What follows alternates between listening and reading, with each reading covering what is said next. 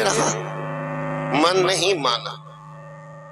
महाबत खड़ा था, बे महाबत ये हाथी धूल क्यों ले रहा है? अभी तो तुम नहलाए हो, जेवर पहनाए हो। महाबत को ज्ञान कम था, का बाबा ये जंगली जानवर है, ज्ञान नहीं है इसलिए धूल ले रहा। तो बड़ा खोजी था वो, इस उत्तर से संतुष्टि नहीं मिली, है ना, संतुष्टि नहीं मिली। तो जाके पूछते हैं रहीम कबीर से, दरबार था ना, तो जो जिस भाषा के होते हैं उस भाषा में बात कीजिए, बड़ा खुश हो जाते हैं, बड़ा खुश होते हैं।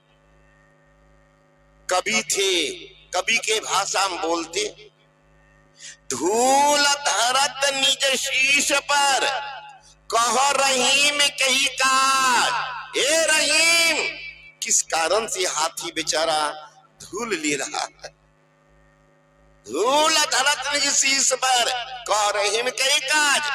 रहीम कवि ने कहा, महाराज ये तो धूल नहीं ले रहा है, उस धूल कण की खोज में कौन? जो ही बोला धूल धरत निज शीश पर, कहो रहीम कही काज, उत्तर देते हैं, जही रज मुनि पत्नी तरी, सो खोजत गजराज। जिससे मुनि पत्नी अहिल्या का उद्धार हो गया था, वो धूलकन की खोज में हाथी है, कहीं सिर में लग जाते मेरा जीवन कल्याण हो जाए। फिर भी रिसर्चर को संतुष्टि नहीं, पहुंच गए कबीर बाबा के पास। ओ बाबा कबीर, जो संत होते समदर्शी होते हैं, उनकी दृष्टि बड़ी पैनी होती है। महाराज राज दरबार में बंधा हुआ हाथ, किसी बात की कमी नहीं, फिर ये धूल क्यों ले रहा सिर पर? संत कबीर ने कहा कि धूल नहीं ले रहा, तब इस सिर को धुन रहा है। क्यों भाई? राज दुआरे बंधिया, माथा धुनत गजंद। अरे मनुष्य जन्म कब पाई हो, भजियो परमानंद। ये तो सिर को धुन रहा है कि मानव का शरीर कब मिलेगा कि हम भी परमानंद का भजन करें।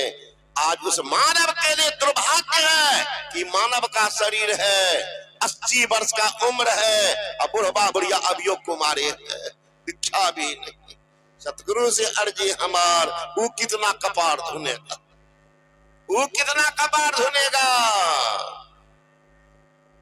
एक व्यापारी के घर पर एक हाथी था। संजोग उस घर की एक बच्ची आवे, छोटी सी 5-7 साल की बच्ची आ जाए, हाथी के आगे में खाने दे दे और 2 जूता कपार पर दे दे। क्रम चलता लो, तो बच्चा है, अब बच्चा भी बड़ी हो गई है, फिर भी क्रम वही उसका, रे खाने दे दे 2 जूता दे। उनके पिता ने, व्यापारी ने पूछा, ज्योतिषी से बुलाया, महाराज जरा बताइए क्या कारण है? ये बच्ची खाने तो देती है, ये खाने देती है, क्या अपमान करती? किसी को खाने दे दिया, थाली छीन ले तो क्या कहेगा, बड़ा सामान दिया। नहीं दे देती है, 2 जूता दे देती। ज्योतिषी जब गणना करते हैं, जन टिप्पणी देखते हैं, सब कुछ का महाराज जुलुम है का क्या? ये हाथी जो है, इससे पहले जन्म इस लड़की के पति थी। ये लड़की दीक्षित थी महाराज, ध्यान भजन करती थी, अभागा कहीं साबे पी पा करके 2 जूता देते है ना।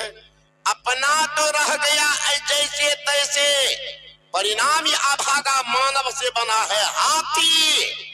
लड़की तो पूर्वजन्म की संस्कारी है, देख लीजिएगा संस्कार इनका, ये तो भक्ति मती बनेगी।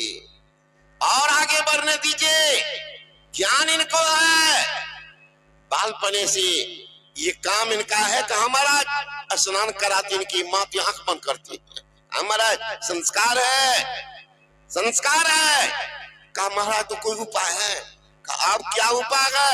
ऐसे जूता खाएगा अब ये हाथी मरेगा, अभिची नरक में जाकर जन्म लेगा, ये लड़की मरेगी, पुण्य इनका है इतना, ये स्वर्ग लोक में 34 भवन जाकर देव कन्या बन के जन्म ले ली।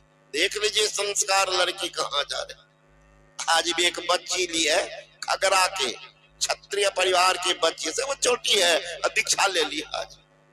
मैंने कहा उनके पिता माँ पूरा परिवार ले, परिवार तरी 5-6 आदमी सब दीक्षा ले लिया एक साथ। तो खगरा निवासी शिक्षक है वो, तो संस्कार होता। मीराबाई को भी राणा जब बड़ा तंग किया, लगा अब या तो शरीर छोड़ो, क्योंकि पूजा तो छूटेगी नहीं, आदत बनी है। राणा के कहर से, राणा के निर्दयता निष्ठुरता प्रकाष्ठा पर था। कितना कितना उपालंब दी, ये उल्टा हो गया है, ये हो गया है, पुरुष के साथ घूमती है, राजघराने की नाक कटा रही है। मीरा उब गई थी, उब गई थी। पत्र लिखती है तुलसीदास जी महाराज, बालपने से मीरा लागी गिरधर संग मिताई, अब तो वह छूटत नहीं कोटिर करे उपाय।